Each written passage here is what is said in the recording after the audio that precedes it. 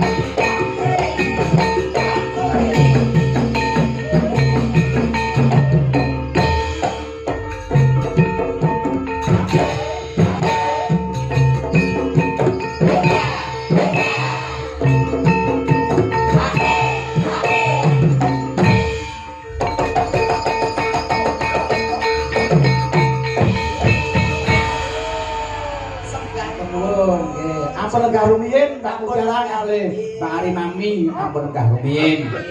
Sembah pun jarane wis leren wis kesel kene. Wis Mbak Mutiara Kang Gareng Ijin. kula saking Badekan, Badekan. Mbak Ari Mami saking kota Wonogiri. Wonogiri kutane Timul. Padha karo gonku ya tunggal gunung. Padha kanca Mbak Ari Mami. Boten kula kota. Kok kota lho? Nggih.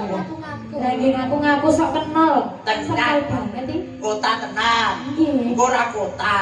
Kota. Nan. Boten. Kota kota tegese iki kota mboten dusun ngoten lho. Nggih, kota. Alhamdulillah Mbak Mutiara. Tak takonane dhisik iki nggih Mas. Nggih. Nuwun sewu sak menika kuliah semester pinten, Duk? Semester 4. Alhamdulillah pinaringan sehat walafiat, lancar, sukses dari dadi sinden Ponorogo sing kondang. Mbak Ari Mami. Nggih. Iki ora dadak tak tekoni sekolah. Status apa, Nduk? Status nopo? Ya status tegese iki ya lek Pak nyambut ki sudah nikah. Lek awakku status apa Mbak Ari Mami? Apa ya? Ya wis ngaku ae ngopo enek kene ning nyambut karo Pak nyambut ae. Ngaku ae ngopo ya. Status Bujang. bujang. Alhamdulillah. Ganong. Bujang ganong ki patih ning Ponorogo jenenge bujang. Nek piyambakan ngeten iki lho sing anu Kak single itu apa? Sing iki Parwan. Parwan. Oh. Parwan to.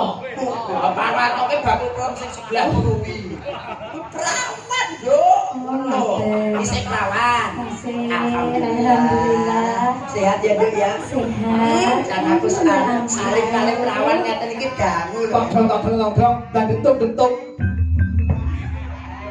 Ciri-cirine perawan itu pripun? Nggih ngeten iki perawan nggih Duk nggih. Nggih, Mas. Ya Allah. Ya Allah, ya Allah.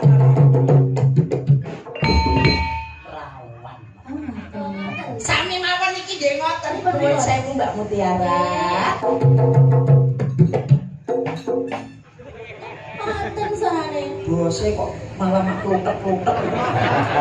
Iki sik semester ndek terus ya ngono perawan ki sik cilik ya ngono. Nek copet iki dijajal sing mriki niki Pak nuwun sewu. Nuwun sewu. Asik. Oh, Nuwun yang sewu lho. yang ini. Perawan loh iki. Niki ta. Mosok tonggo lah ya. Nuwun sewu salim riyen. Yo.